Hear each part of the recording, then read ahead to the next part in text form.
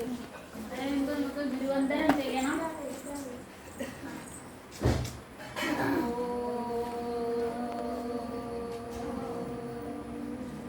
ഗുരു ബ്രഹ്മ ഗുരു വിഷ്ണു ഗുരുദേവോ മഹേശ്വരഃ ഗുരു സാക്ഷാത് പരം ബ്രഹ്മ തസ്മൈ ശ്രീ ഗുരവേ നമഃ.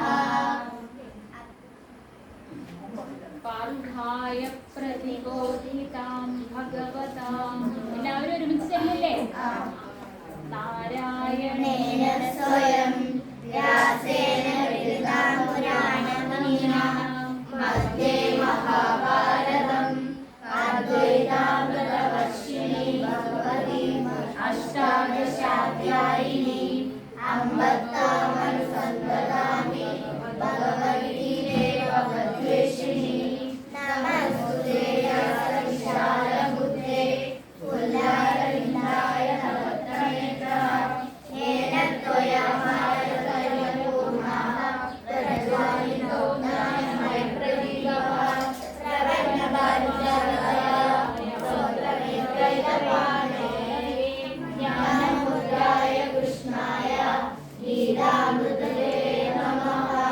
സർവോപനിഷദോ ബഹവോ ഗോപ്താ ഗോപാലനന്ദനഃ വാസുദേവസതീമോക്ത ദുഗ്ധം ഗീതാമൃതമഹത് വസുദേവ സുതം ദേവം കംസചാനൂരമർദ്ദനം ദേവകീ പരമാനന്ദം കൃഷ്ണം വന്ദേ ജഗദ്ഗുരും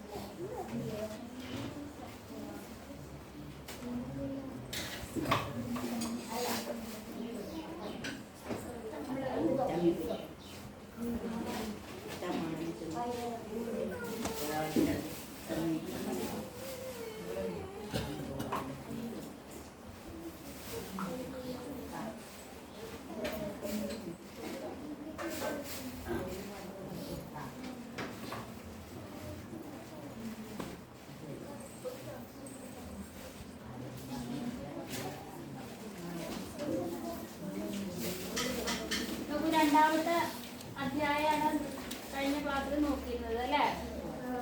അതില് ചൊല്ലി തന്നാ നിങ്ങൾ ഏറ്റുവല്ലോ. 15 ശ്ലോകം വരെ നമുക്കൊന്ന് ചൊല്ലാം അല്ലേ? ദ്വിതീയോധ്യായഃ സാംഖ്യയോഗഃ. സഞ്ജയ ഉവാച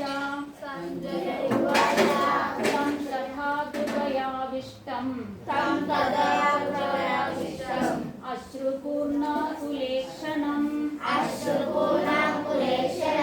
विषीदन्तमिदं वाक्यम् उवाच मधुसूदनः.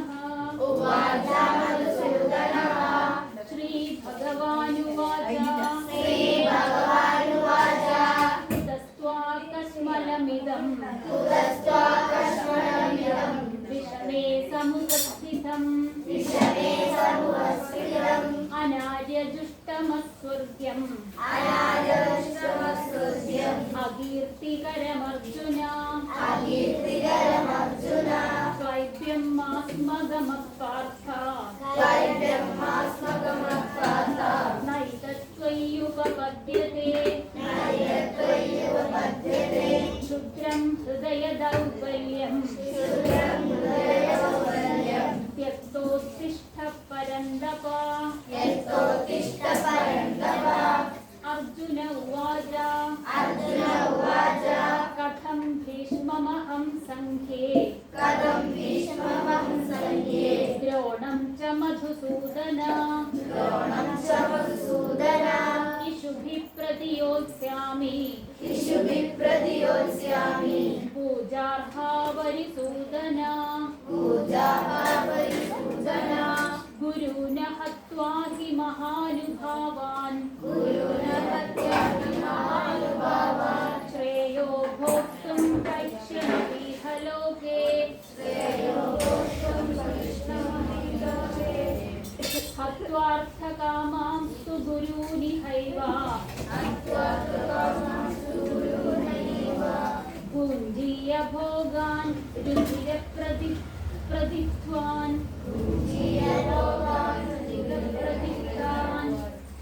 न चैतद्विद्म कदरन्नो गरीयो यद्वा जयेम यदि मानो जयेयु यानेव हत्वा न जिजीविषाम तेव स्थिता प्रमुखे धार्तराष्ट्रा कार्पण्यदोषोपहतस्वभावा पृच्छामि त्वां धर्मसमूढचेता यच्छ्रेयस्यान्निश्चितं ब्रूहितं मे शिष्यस्तेऽहं चातिमां त्वां प्रपन्नं न हि प्रपश्यामि ममापनुद्यात् यच्छोगमुच्छोषणमिन्द्रियाणाम् अवाप्य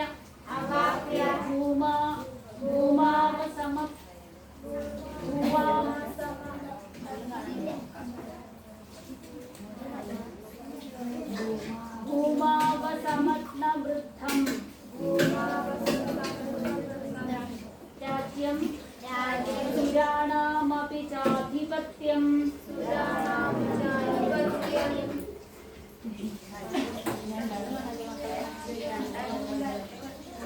संजय उवाच एवमुक्त्वा ऋषिकेशं गुडाकेशः परन्तप न योत्स्य इति गोविन्दम् उक्त्वा तूष्णीं बभूवः तमुवाच ऋषिकेश प्रहसन्निव भारत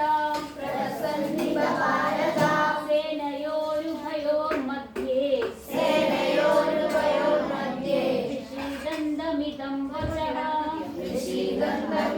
वचः श्रीभगवानुवाच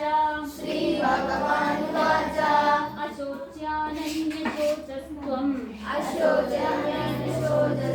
प्रज्ञावादांश्च भाषसे गदासूनगदासूंश्च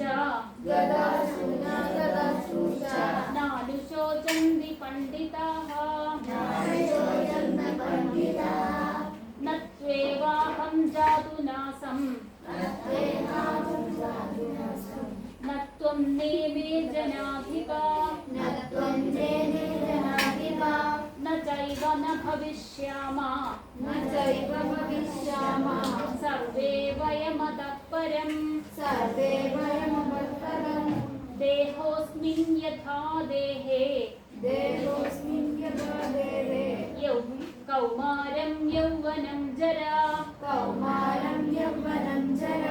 तथा देहान्तरप्राप्ति धीरस्तत्र न मुह्यति मात्रा स्पर्शास्तु कौन्तेय शीतोष्णसुखदुःखदा आगमावायिनो नित्या तां स्थितिक्षस्व भारत यं हि न व्यथयन्देते पुरुषं पुरुषर्षभा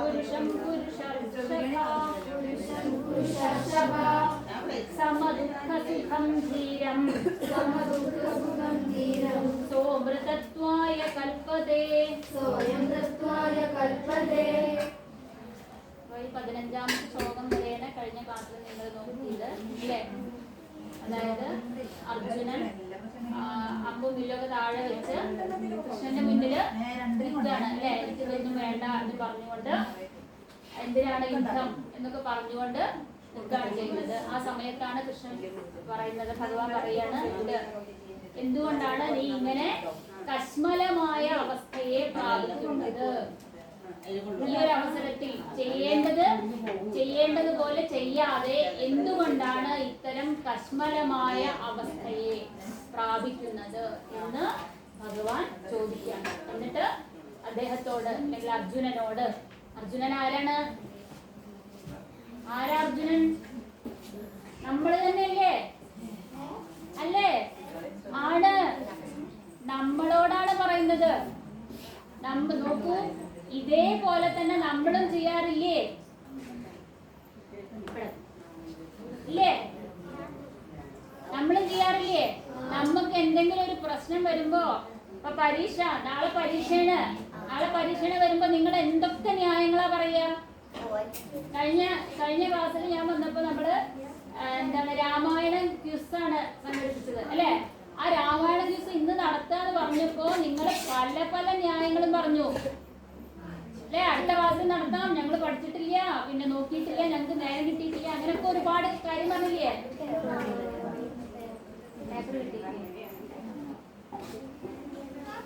ഇല്ലേ? അങ്ങനെ പറയാറില്ലേ? ഇല്ലേ? ഉണ്ടാവുന്നോ? ഉണ്ട്. അങ്ങനെയാണ്. കഴിഞ്ഞ ക്ലാസ്സിൽ ഞാനത് കേട്ടതാ. അപ്പൊ ഇത് നമ്മളോടാണ് പറയുന്നത്. ഒരു കാര്യം നമ്മളോട് ചെയ്യാൻ നമ്മളോട് ഒരു ഉത്തരവാദിത്വം നമ്മളെ ഏൽപ്പിക്കുമ്പോ നമ്മൾ അതിൽ നിന്ന് പല കാരണങ്ങൾ പറഞ്ഞ് പിന്മാറാണ് പതിവ്. ആ സമയത്ത് നമ്മൾ പല തത്വോപദേശങ്ങളെ നമ്മൾ സ്വീകരിക്കും, അല്ലെങ്കിൽ മറ്റുള്ളവർ പറഞ്ഞ ഉപദേശങ്ങളൊക്കെ ആവും നമ്മുടെ മനസ്സിൽ ഓർമ്മ വരിക. അതാണോ ചെയ്യേണ്ടത്? ആണോ? അല്ല. പിന്നെ എന്താ ചെയ്യേണ്ടത്? ഇപ്പൊ ഈ സമയത്ത് ഒരു പരീക്ഷ എടുക്കാന്ന് പറഞ്ഞാൽ എന്താ ചെയ്യേണ്ടത്? നമുക്കറിയാവുന്ന രീതിയിൽ, നമുക്ക് ചോദ്യം കേട്ട് നമുക്ക് അറിയാവുന്ന രീതിയിൽ അതിന് ഉത്തരം എഴുതി വെക്കുക എന്നുള്ളതാണ് നമ്മൾ ചെയ്യേണ്ട ധർമ്മം അല്ലേ? പക്ഷേ അതിൽ നിന്ന് നമ്മൾ പലപ്പോഴും പിന്തിരിഞ്ഞു പോവുകയാണ് പതിവ്. ഇപ്പൊ നിങ്ങളെ കുട്ടികളായതുകൊണ്ട് പരീക്ഷയുടെ കാര്യം പറഞ്ഞു എന്ന് മാത്രം. നിങ്ങളുടെ ജീവിതം നിങ്ങളുടെ മുന്നിൽ കിടക്കുകയാണ്. അപ്പൊ ആ ജീവിതം ഓരോരുത്തർക്കുമുള്ള ജീവിതം മുന്നിലേക്ക് വരുമ്പോ ഒരുപാട് സുഖം മാത്രമാണോ കിട്ടുന്നത്? ആണോ? എല്ലാവർക്കും സുഖമായ കാര്യങ്ങൾ മാത്രമാണോ ഉണ്ടാവുന്നത്? അല്ല. ദുഃഖകരമായ കാര്യങ്ങൾ സംഭവിക്കാം, പല പ്രതിസന്ധികൾ നേരിടാൻ, നമ്മൾ വിചാരിക്കാത്ത കാര്യങ്ങൾ വരെ നമ്മുടെ ജീവിതത്തിൽ സംഭവിച്ചു എന്ന് വരാം. പക്ഷേ അതിൽ തളർന്നിരിക്കുകയോ കരഞ്ഞിരിക്കുകയോ ചെയ്യാതെ എന്താണ് അതിന് വേണ്ട പരിഹാരം എന്ന് നമ്മൾ മനസ്സിലാക്കി പ്രവർത്തിക്കുകയാണ് വേണ്ടത്. അതിന് എന്ത് വേണം? ചിന്തിക്കണം അല്ലേ? ചിന്തിക്കണം. നമ്മളൊക്കെ മനസ്സിന് കീഴ്പ്പെട്ട് ജീവിക്കുന്നവരാണ്, വികാരങ്ങൾക്ക് കീഴ്പ്പെട്ട് ജീവിക്കുന്നവരാണ് നമ്മളൊക്കെ. അതിനെ നമ്മൾ മാറ്റി വെച്ച് വിചാരത്തെ നമ്മൾ കൊണ്ടുവന്നില്ലെങ്കിൽ നമ്മുടെ ജീവിതം എപ്പോഴും ദുഃഖമയമായിരിക്കും.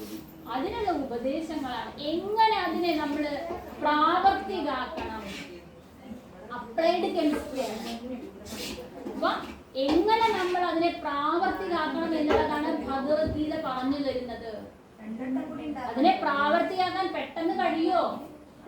കഴിയില്ല, പെട്ടെന്ന് കഴിയില്ല നമുക്ക്. കാരണം നമ്മൾ ശീലിച്ചു വന്നത് വേറൊന്നാണ്. നോക്കൂ, ഒരു ചെറിയൊരു ചോദ്യം ചോദിക്കട്ടെ. മനുഷ്യനെ മറ്റു മൃഗങ്ങളിൽ നിന്ന് വ്യത്യസ്തനാക്കുന്ന കാര്യങ്ങൾ എന്താ? രണ്ട് കാര്യങ്ങളാണ് മനുഷ്യനെ മറ്റു മൃഗങ്ങളിൽ നിന്ന് വ്യത്യസ്തമാക്കുന്നത്.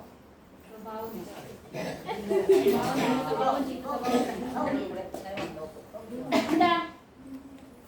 ചിരിക്കാനും ചിന്തിക്കാനുമുള്ള കഴിവ് അല്ലേ? ഒന്ന് ആലോചിക്കൂ അല്ലേ? ആണോ? ചിരിക്കാനും ചിന്തിക്കാനുമുള്ള കഴിവാണ് മനുഷ്യനെ മറ്റ് മൃഗങ്ങളിൽ നിന്ന് വ്യത്യസ്തനാക്കുന്നത് അല്ലേ? ചിരിക്കാനും ചിന്തിക്കാനുമുള്ള കഴിവ്. മറ്റുള്ള മൃഗങ്ങൾ ചിരിക്കാറുണ്ടോ? ചിന്തിക്കാറുണ്ടോ? ഇല്ല.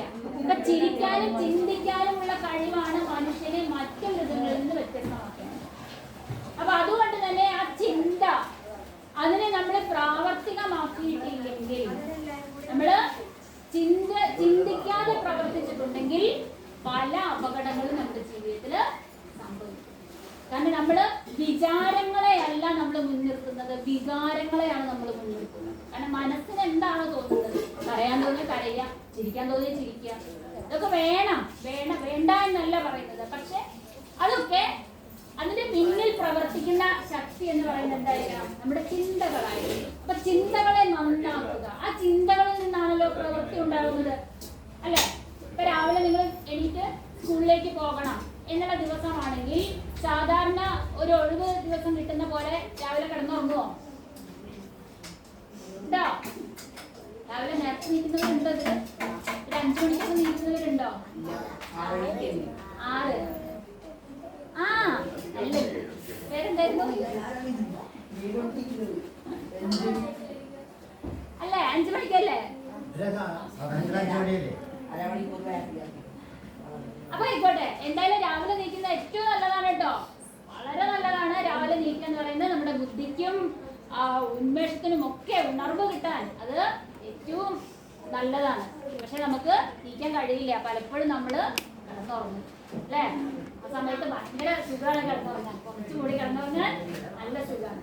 പക്ഷേ രാവിലെ എണീക്കുമ്പോ അതിന്റെ ഒരു ഉന്മേഷവും ഒക്കെ അത് എണീറ്റവർക്ക് അറിയാൻ സാധിക്കും. പെട്ടെന്നൊന്നും അറിഞ്ഞില്ലെങ്കിലും ഒരു മാസമൊക്കെ കഴിയുമ്പോഴേക്കും അതിന്റെ ഒരു സുഖം നമ്മൾ മനസ്സിലാക്കി കഴിഞ്ഞാൽ പിന്നെ നമ്മള് രാവിലെ എന്നും അപ്പൊ ഞാൻ പറഞ്ഞു വന്നത് ചിരിക്കാനും ചിന്തിക്കാനും ഉള്ള കഴിവ്. അപ്പൊ ആ ചിന്തകളാണ് നമ്മുടെ ചിന്തകളാണ് നമ്മുടെ പ്രവൃത്തിയായിട്ട് വരുന്നത്. ഞാൻ പറഞ്ഞു, ഇപ്പൊ രാവിലെ സ്കൂളിൽ പോകണമെന്നുണ്ടെങ്കിൽ നമ്മള് 8 മണി വരെ കിടന്നുറങ്ങുമോ? ഇല്ല. അപ്പൊ നമ്മള് രാവിലെ നേരത്തെ നീക്കും. എങ്ങനെയാണ് നീക്കുന്നത്? നീക്കുമ്പോ തന്നെ നമ്മുടെ ഉള്ളിൽ ചിന്തകളാണ് വരുന്നത് അല്ലെ? നമ്മുടെ മനസ്സില് ചിന്തകളാണ് ധാരാളം വരുന്നത്. അപ്പൊ ആ ചിന്തകളാണ് പിന്നീട് നമ്മളെ കുളിക്കണം, ബാക്കിയുള്ള കാര്യങ്ങളൊക്കെ കഴിയണം, ഭക്ഷണം കഴിക്കണം, ഭക്ഷണം കൊണ്ടുപോകണം, ടൈംടേബിൾ എടുത്തേക്കണം, ഇതൊക്കെയല്ലേ നമ്മൾ ചിന്തിക്കുന്നത് അല്ലെ? ആ ചിന്തകളാണ് നമ്മുടെ പ്രവൃത്തികളായിട്ട് വരുന്നത്. അപ്പൊ നമ്മുടെ പ്രവൃത്തികൾ നന്നാവാൻ എന്ത് ചെയ്യണം? ചിന്തകളെ നന്നാക്കണം. അപ്പൊ ചിന്തിക്കുക, ചിന്തയായിരിക്കണം നിങ്ങളെ നയിക്കുന്നത്, അല്ലാണ്ട് ഒരിക്കലും വികാരമല്ല. വിചാരങ്ങളെയാണ് നമ്മൾ നിയന്ത്രിക്കേണ്ടത്. അപ്പൊ ഇവിടെ ഭഗവാൻ എന്താ പറയുന്നത് നോക്കൂ. സാമ്പത്തിക ആദ്യം പറഞ്ഞു ഇതിനപ്പുറം ഒന്നും പറയാനില്ല. കാരണം ഏറ്റവും ഇതിലെ വേദാന്ത സാരം എന്ന് തന്നെ പറയാവുന്ന ശ്ലോകമാണ് അടുത്തത്. ഞാനതൊന്ന് ചൊല്ലാം, നിങ്ങളൊന്ന് ഏറ്റുചൊല്ലുക. നാസതോ വിദ്യതേ ഭാവോ നാഭാവോ വിദ്യതേ സദാ ഉഭയോരപി ദൃഷ്ടോന്ത തത്വദർശിഭിഃ. നോക്കൂ, അതിന്റെ ആശയം എന്താണ്? ഇല്ലാത്ത വസ്തുവിന് ഉൽപ്പത്തി ഒരിക്കലും ഇല്ല. അതായത് ഇല്ലാത്ത വസ്തുവിനെ ഉണ്ടാക്കാൻ കഴിയുമോ? കഴിയോ? ഇല്ല. ഇല്ലാത്ത വസ്തുവിനെ നമുക്ക് ഒരിക്കലും ഉണ്ടാക്കാൻ കഴിയില്ല. ഉള്ളതിനെ ഇല്ലാതാവുക എന്നത് സംഭവിക്കുന്നില്ല. ഉള്ളതിനെ ഇല്ലാതെ ആക്കാനും സാധിക്കില്ല. ഇവ രണ്ടിന്റെയും തന്നെ സൂക്ഷ്മഭാവത്തെയാണ് ബ്രഹ്മതത്വത്തെ അറിയുന്നവരാൽ ബ്രഹ്മജ്ഞാനികളാൽ അറിയപ്പെടുന്നത് എന്നാണ് ഈ 16ാമത്തെ ശ്ലോകത്തിന്റെ അർത്ഥം. അതായത് ഇല്ലാത്തതിനെ ഉണ്ടാക്കാനും കഴിയില്ല, ഉള്ളതിനെ നശിപ്പിക്കാനും കഴിയില്ല. നിങ്ങൾ E=mc² എന്നുള്ള ഐൻസ്റ്റീന്റെ സിദ്ധാന്തം കേട്ടിട്ടുണ്ടോ? E=mc². അതായത് എനർജിയുടെ ഒരു എനർജി സമം മാസ് ഇൻറ്റു പ്രകാശത്തിന്റെ പ്രവേഗം.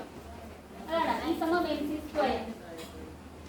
അപ്പൊ ഈ എനർജിയുടെ ആ ഒരു എനർജി എന്ന് പറഞ്ഞാൽ എന്താണ്? ഊർജം അല്ലെ? എന്താണ് അദ്ദേഹം അതിൽ പറയുന്നത്? ഊർജത്തെ ഉണ്ടാക്കാനോ നശിപ്പിക്കാനോ സാധ്യമല്ല.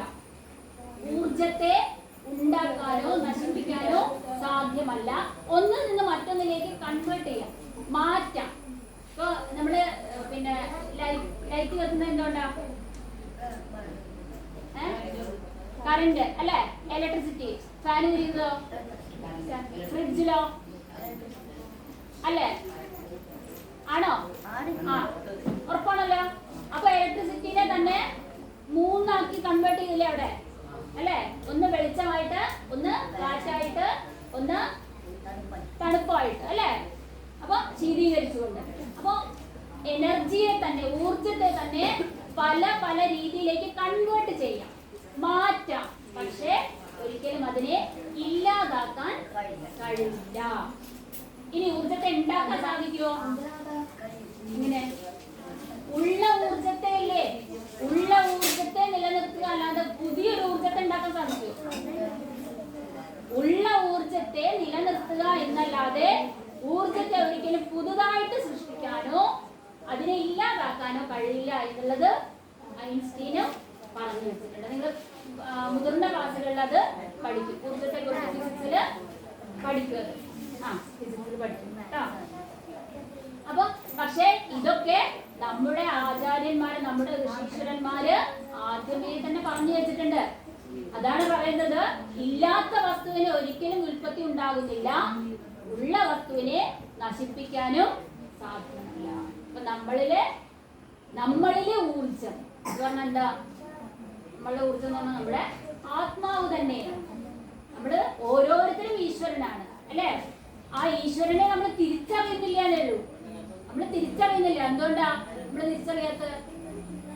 നമ്മളിലൊക്കെ ഈശ്വരനുണ്ട്, എന്നിലും നിങ്ങളിലൊക്കെ ഈശ്വരനുണ്ട്. ആ ഈശ്വരനെ നമ്മൾ തിരിച്ചറിയുന്നില്ല. ആ തിരിച്ചറിയാനുള്ള മാർഗമാണ് നമ്മൾ അന്വേഷിക്കേണ്ടത്. തിരിച്ചറിയാത്ത എന്തുകൊണ്ടാ? നമ്മളിൽ ഒരുപാട് മറ്റു കുറെ സാധനങ്ങളാണുള്ളത്. കുപ്പത്തൊട്ടിയിലെ മാണിക്ക് എന്ന് പറയാറില്ലേ? കുപ്പത്തൊട്ടിയിലെ കുറെ ചക്കുകുത്തുകൾ വലിച്ചെറിഞ്ഞ ഒരു സാധനത്തിൽ അതിന്റെ അടിയിൽ ഏറ്റവും ഒരു മാണിക്യം കിടക്കുന്നുണ്ടെങ്കിൽ മാണിക്യം തന്നെയല്ലേ അല്ലേ? പവിഴം, രത്നം എന്ന് പറയുന്നത് അത് രത്നം തന്നെയാണ് അല്ലേ? പക്ഷെ അതിന്റെ ഉള്ളിൽ ഇട്ടുകൊണ്ട് അതിന്റെ വില ആരും തിരിച്ചറിയുന്നില്ല, അത് കണ്ടുപിടിക്കപ്പെടുന്നില്ല. അതിന്റെ ഉള്ളിൽ ഇതുപോലെ ഒരു രത്നമുണ്ട് എന്നുള്ളത് ആരും തിരിച്ചറിയുന്നില്ല. കാരണം എന്താണ്? അതിന്റെ മുകളിൽ മുഴുവൻ മാലിന്യങ്ങളാണുള്ളത്. ഈ മാലിന്യങ്ങള് നിറഞ്ഞതുകൊണ്ട് അതിനെ ആരും കാണുന്നില്ല, അതിനെ ആരും തിരിച്ചറിയുന്നില്ല എന്നത്. അതേപോലെയാണ് നമ്മുടെ ഉള്ളില്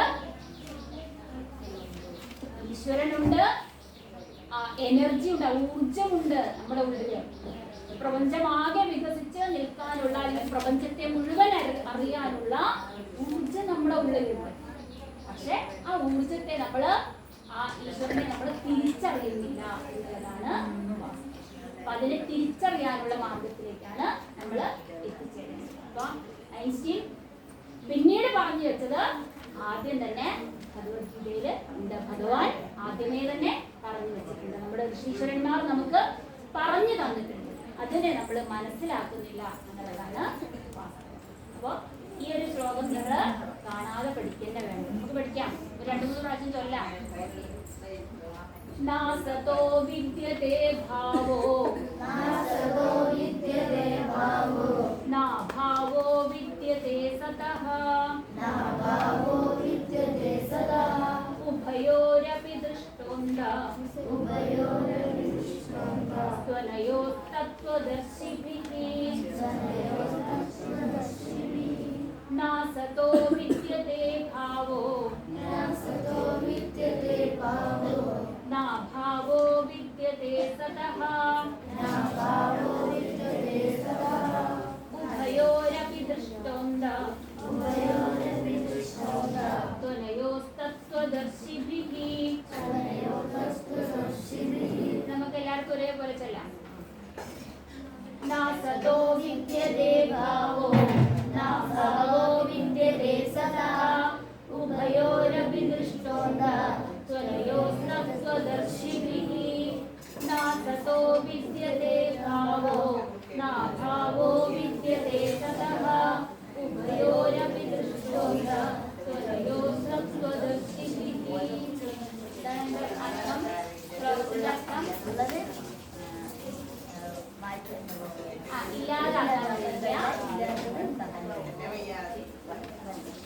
മനസ്സിലായല്ലോ? അത് ഒരിക്കലും മറക്കരുത്. നമ്മുടെ ജീവിതവുമായിട്ട് നമ്മൾ അതിനെ കൂട്ടിച്ചേർത്തുകൊണ്ട് പഠിക്കുമ്പോൾ ഒന്നുകൂടി നമുക്കത് മനസ്സിലാവും. ഇപ്പൊ നമുക്ക് ആദ്യം ഇവിടെ അച്ചടക്കത്തിന്റെ കാര്യം പറഞ്ഞു അല്ലെ? ഈ അച്ചടക്കം നമ്മൾ എങ്ങനെയാണ് ശീലിക്കേണ്ടത്? പുറമേന്ന് ആരെങ്കിലും പറഞ്ഞിട്ടാണോ ശീലിക്കേണ്ടത്? അല്ല, നമ്മുടെ മനസ്സിന്റെ ഉള്ളിൽ നമ്മൾ സ്വയമായിട്ട് തന്നെ തീരുമാനമെടുക്കുക. ചില കാര്യങ്ങളിലൊക്കെ ഞാൻ അച്ചടക്കം പാലിക്കും. മനസ്സിന്റെ അച്ചടക്കമാണ് ഏറ്റവും വലിയ അച്ചടക്കം കേട്ടോ. ബാഹ്യമായിട്ടുള്ള അച്ചടക്കത്തെക്കാൾ മാനസികമായ അച്ചടക്കമാണ് ഏറ്റവും വലിയ അച്ചടക്കം. അതിന് നിങ്ങൾ ചെറിയ ചെറിയ കാര്യങ്ങളിലൂടെ നിങ്ങൾ ശീലിക്കാൻ തുടങ്ങും. ഇപ്പൊ തന്നെ ശീലിക്കാൻ തുടങ്ങും കേട്ടോ. അഭിനയ കേട്ടില്ലേ?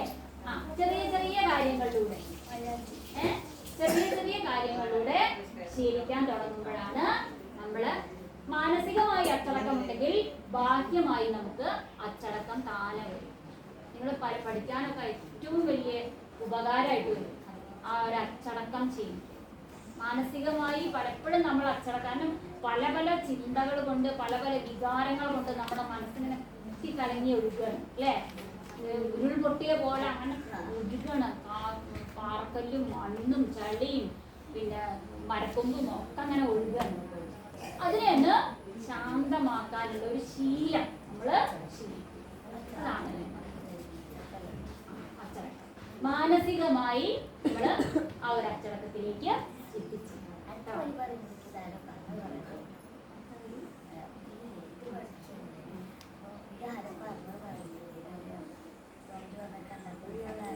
അതാണ് ഞാൻ പറഞ്ഞില്ലേ ഐൻസ്റ്റീൻ.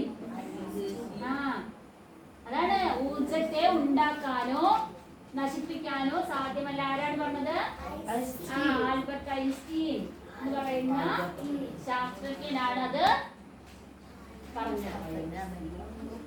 പക്ഷെ അതിനു മുൻപ് എത്രയോ മുൻപ് തന്നെ നമ്മുടെ ഋഷീശ്വരന്മാർ പറഞ്ഞിട്ടുണ്ട് ഉള്ളതിനെ ഇല്ലാതാക്കാനോ നശിപ്പിക്കാനോ ഒന്നിനും സാധ്യമല്ല, പുതിയതൊന്നിനെ ഉണ്ടാക്കാനും കഴിയില്ല എന്ന് പറഞ്ഞിരുന്നു. നിർത്തിയാലോ? നമുക്ക് നിർത്താന്നാല്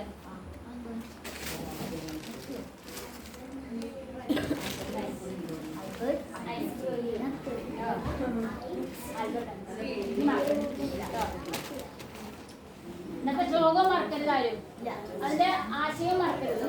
മറക്കുവോ? അഭിനയ അഭിനയിച്ചിട്ട് കേട്ടുവോ?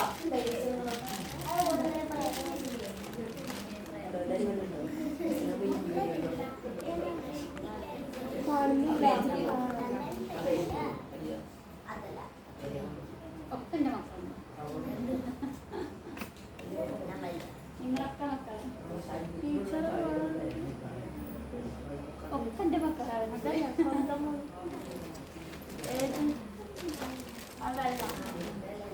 അപ്പൊ ഇതോ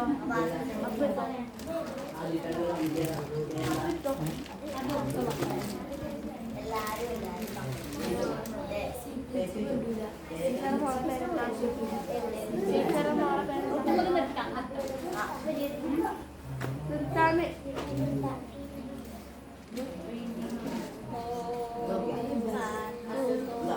ശാന്തമയ തപസോമ ജ്യോതിർഗമയ നൃത്യമ അമൃതംഗമയ ഓം സർവേ ഹരി ഓം ശ്രീ ഗുരവ്യോ നമഃ ഹരി ഓം സമസ്ത സുഖിനോ ഭവന്തു ലോകാ സമസ്ത സുഖിനോ ഭവന്തു ലോകാ സമസ്ത സുഖിനോ ഭവന്തു ഓം ശാന്തി ശാന്തി ശാന്തി ഓം ശ്രീ ഗുരുഭ്യോ നമഃ ഹരി ഓം ഇന്ന് നമ്മുടെ ഓണം പ്രമാണിച്ച് ഇവിടുത്തെ നമ്മളെ ക്ലാസ് എടുക്കാൻ വരുന്ന ഈ ഇന്ദിര ടീച്ചർക്ക് നമ്മളൊരു ഓണപ്പുടവ കൊടുക്കാണ്ട് ടീച്ചറെ അതിന് വേണ്ടിയിട്ട്